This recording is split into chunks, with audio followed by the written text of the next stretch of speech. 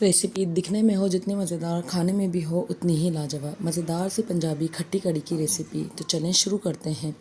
बिस्मिल्लाहिर्रहमानिर्रहीम। अस्सलाम वालेकुम। लाइव विद मिशा में आप सभी का वेलकम है। तो चलें शुरू करते हैं मज़ेदार सी पंजाबी खट्टी कड़ी की रेसिपी।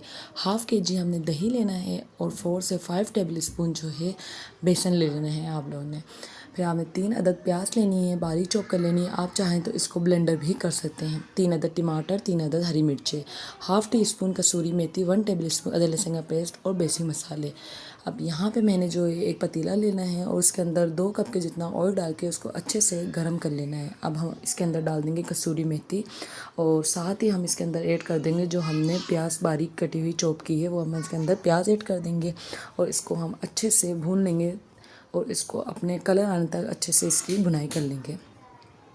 आप इसको फ्राई करते रहिएगा तब तक इसमें अच्छे से कलर। अब आप देख सकते हैं इसमें मज़ेदार सा कलर आ गया है, लाइट ब्राउन कलर ही हम कर लेना और साथ ही हम इसके अंदर ऐड कर देंगे अदरक लहसुन का पेस्ट।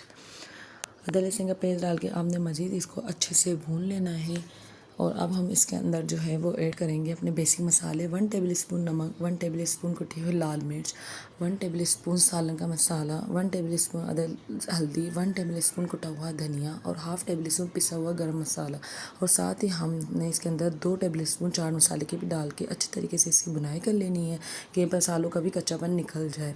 साथ ही हम इसके अंदर ऐड कर देंगे बारीक चॉप किए हुए टमाटर और हरी मिर्चें। अब आपने इसको मज़ीद अच्छे से भून लेना है। आपने सालन मज़ेदार होता ही तभी जब हम इसकी अच्छे से बुनाई कर लें। साथ ही हमने इसके अंदर जो है वो पानी भी ऐड कर दिया है। वो पानी ऐड करने के बाद जो है हम इसको 10 मिनट तक छोड़ देंगे मज़ीद पकने के लिए, ताकि हमारे टमाटर जो है वो एकदम सॉफ्ट।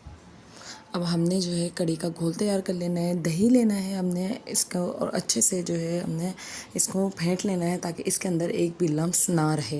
याद रखिएगा कि इसको अच्छे से फेंटना है। आप चाहें तो इसको ब्लेंडर भी कर सकते हैं, लेकिन मैंने इसको हाथ से ही किया है। साथ ही आपने इसके अंदर जो है बेसन भी ऐड कर देना है और थोड़ा थोड़ा करके पानी भी ऐड करते जाइएगा ताकि इसके अंदर एक भी लम्स ना रहे। अब आप देख सकते हैं हमारा जो मिक्सचर है अच्छे से तैयार हो गया, इसमें एक भी लम्स नहीं है। लेकिन फिर भी आप इस चीज़ का ख्याल रखिएगा कि अगर आप हाथ से कर रहे हैं तो लम्स ना आए। साथ ही हमारा सालन भी आप देख सकते हैं कि एकदम से भुन गया है, तेल आ गया। अब हम इसके अंदर जो हमने घोल तैयार किया हुआ है वो ऐड कर देंगे, लेकिन किसी छलनी या जाली की मदद से, ताकि जो है इसमें बाकी जो जितने भी थोड़े बहुत लम्स रह जाते हैं वो ना आए। और साथ ही आपने इसमें पानी भी ऐड कर देना है जितने आप की कड़ी को ज़रूरत हो। तो मैंने जो है इसके अंदर 8 से 9 गिलास के जितना पानी ऐड कर दिया है और आपने इसमें तब तक चमचा चलाना है जब तक इसमें उबाल नहीं आ जाता। अब आप देख सकते हैं हमारी कड़ी में एक उबाल आ गया है। अब हम इसे मज़ीद पकने के लिए छोड़ देंगे 1 से 1.5 घंटा। अब हम आ जाते हैं अपने पकौड़ों की तरफ। पकौड़ों के लिए जो है मैंने 3 अदद स्लाइस की हुई प्याज ली थी, हरी मिर्चें ले ली थी, 2 अदद हरा धनिया, 1 टेबल स्पून कुटा हुआ धनिया, 1 टेबल स्पून कुटी हुई लाल मिर्च, 1 टेबल स्पून नमक और बेसन। साथ ही हम इसके अंदर ये सारी चीज़ें ऐड कर देंगे और जो है इसका हम पकौड़ों का बैटर तैयार कर लेंगे। पकौड़ों का बैटर जो है आप अपने हिसाब से तैयार कर लीजिएगा, पतला या ठीक जैसे आपको ठीक लगे। लेकिन मैंने इसके अंदर आलू वगैरह ऐड नहीं करें, सिर्फ मैंने इसके अंदर प्याज, हरी मिर्च और हरा धनिया ही ऐड किया है। आपकी मर्ज़ी है, आप अगर इसमें आलू भी ऐड करना चाहें तो ऐड कर सकते हैं। अब मैंने इसके अंदर जो है वो बेसन डाल दिया है। बेसन जितनी नीड हो उतना ही बेसन डाल दिया मैंने।